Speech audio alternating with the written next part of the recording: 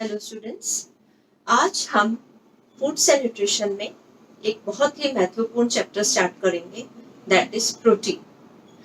Protein आप सबने सुना होगा, हमने पहले भी डिस्कस किया है कि हमारे शरीर को ग्रोथ के लिए, शरीर की वृद्धि के लिए कुछ तत्व जरूरी होते हैं और हमने डिस्कस किए थे कि उनमें मुख्य रूप से प्रोटीन होता है।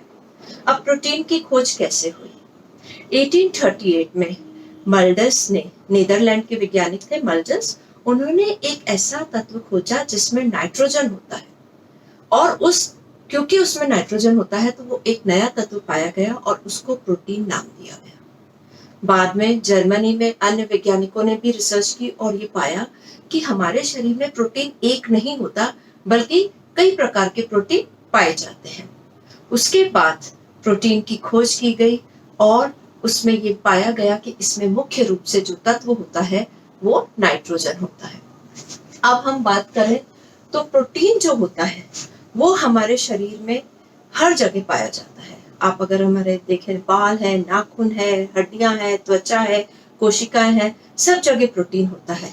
तो प्रोटीन जो होता है वो कोशिकाओं का और हमारे हार्मोन्स है, एंजाइम्स है और एंटीबॉडीज है, सबका निर्माण करते हैं। That means it's very important.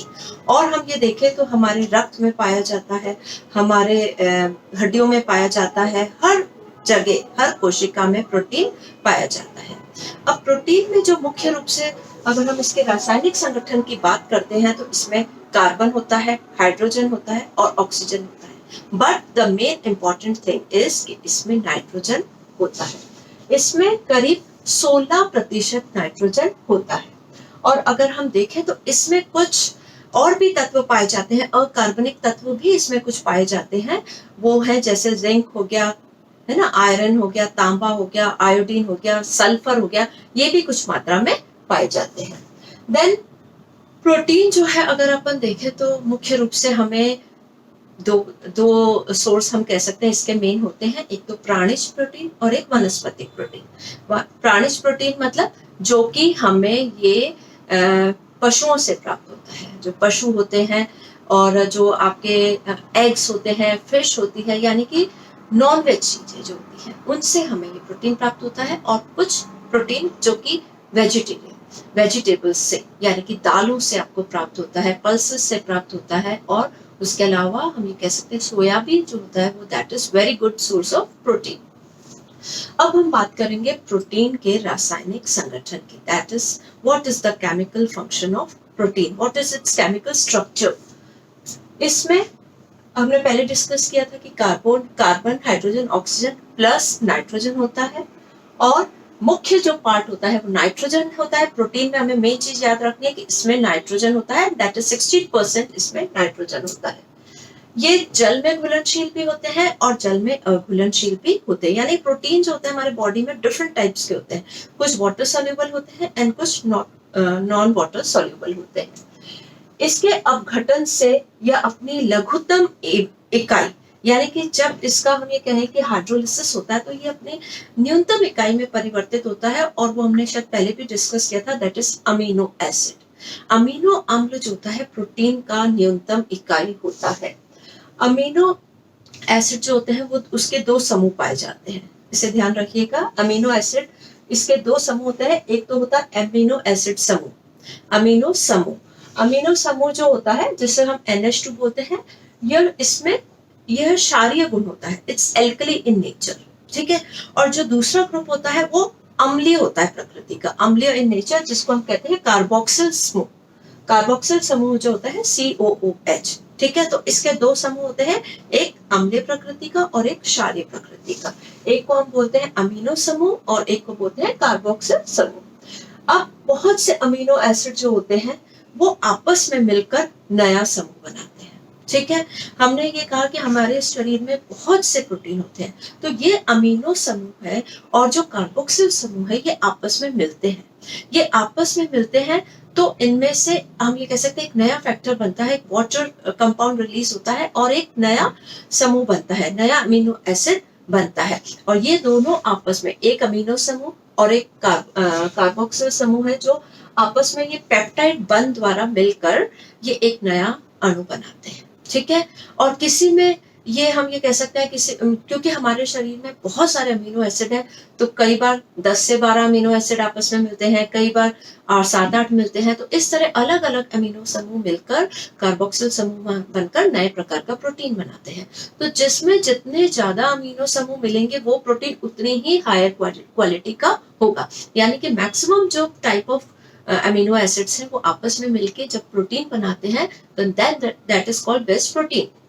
तो ये कई बार जो हम ये कह सकते हैं कि पेप्टाइड बंध दो को आपस में मिलाता है तो हम इसे डाइपेप्टाइड कहते हैं। जब 3 आपस में मिलते हैं अमीनो समूह तो दैट इज ट्राई पेप्टाइड। तो इस तरह से ये आपस में मिलकर नए नए अमीनो एसिड्स का निर्माण करता है।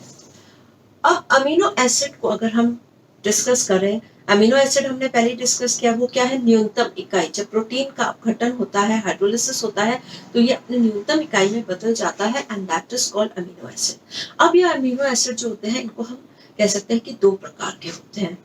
दैट इज आवश्यक amino acid, that is essential amino acid. जैसे कि नाम से ही लग रहा है कि that are very essential for a body. Protein का काम है हमारे शरीर की ग्रोथ करना, हमारे शरीर में जो नई कोशिकाओं का निर्माण करना, हमारे शरीर में वृद्धि करना। यानी कि इन सब के लिए जब हमें जो अमीनो एसिड जरूरी होता है that is called essential amino acid.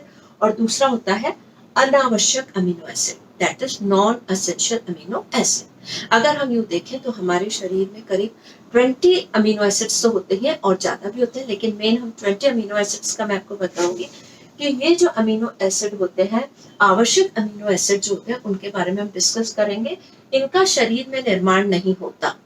What does this line mean? इसका मतलब है कि हमारे शरीर में इन एसेंशियल अमीनो एसिड्स का निर्माण नहीं होता। Then that means we have to take from food sources. हमें भोजन द्वारा इन अमीनो एसिड्स को प्राप्त करना पड़ता है and they are very essential. हमें अपनी डाइट ऐसी लेनी पड़ती है कि दीज एसेंशियल अमीनो एसिड्स हमारे बॉडी में आए, क्योंकि अगर इनकी कमी होगी तो हमारी वृद्धि में रुकावट होगी। Because they are very essential, ये वृद्धि के लिए आवश्यक है। इनकी कमी से नई कोशिकाओं का निर्माण नहीं होगा और कोशिकाओं के मरम्मत का जो कार्य है प्रभावित होगा, ठीक है। एसेंशियल अमीनो एसिड्स जो कि शरीर में इनका निर्माण नहीं होता लेकिन बहुत आवश्यक है। अगर इनकी कमी होगी तो शरीर की ग्रोथ नहीं होगी, नई कोशिकाओं का निर्माण नहीं होगा और मरम्मत का कार्य नहीं होगा। और इसके मतलब यह है कि अगर हमने भोजन में इनको नहीं लिया तो हमारे शरीर में इसका बहुत अधिक इफेक्ट होगा। अब ये कौन कौन से होते हैं आप इनके नाम सुन लीजिए। एक तो है आइसोल्यूमिन, ठीक है, फिर है second is leucine, then lysine, then methionine, threonine, phenylalanine, tryptophan, valine, arginine, histidine. इसके अतिरिक्त हम ये कह सकते हैं कि 5 ऐसे हैं जो आंशिक आवश्यक अमीनो एसिड है। ये तो अति आवश्यक है और कुछ आंशिक अमीनो एसिड है, मतलब वो अमीनो एसिड है जिसमें कि कुछ ये हम कह सकते हैं दैट आर दोस प्रोटीन, उनमें कुछ अमीनो एसिड्स की कमी होती है और ये है tyrosine, cysteine, glycine, serine and thyroxine. ये हमारे आंशिक हम कह सकते हैं अमीनो एसिड्स हैं। देन देयर आर अनावश्यक अमीनो एसिड। अनावश्यक अमीनो एसिड जो होते हैं जिनको हमारे को भोजन से नहीं लेने पड़ती, वो हमारे शरीर में जो नाइट्रोजन होता है वो उसका निर्माण अपने आप कर देता है। ये होते हैं मतलब ये हमारे शरीर में होने वाली तोड़फोड़ की मरम्मत तो करते हैं, नया निर्माण कार्य लेकिन नहीं करते। इनसे हमारे शरीर में नया निर्माण नहीं होता लेकिन जो हमारे अंदर तोड़फोड़ का काम होता है वो ये करते हैं। क्योंकि और इनके शरीर में मैंने जैसे पहले कहा नाइट्रोजन जो होता है इसके हमारे शरीर में स्वयं ही इसका निर्माण कर देता है। ये कौन कौन से होते हैं? ये 5 होते हैं, glutamic acid, aspartic acid, proline, hydroxyproline and alanine.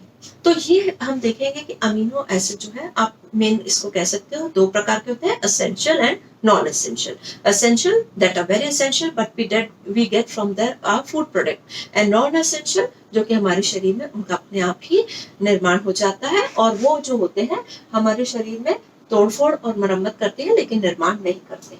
अब हम डिस्कस करेंगे प्रोटीन जो है उसके क्या गुण होते हैं।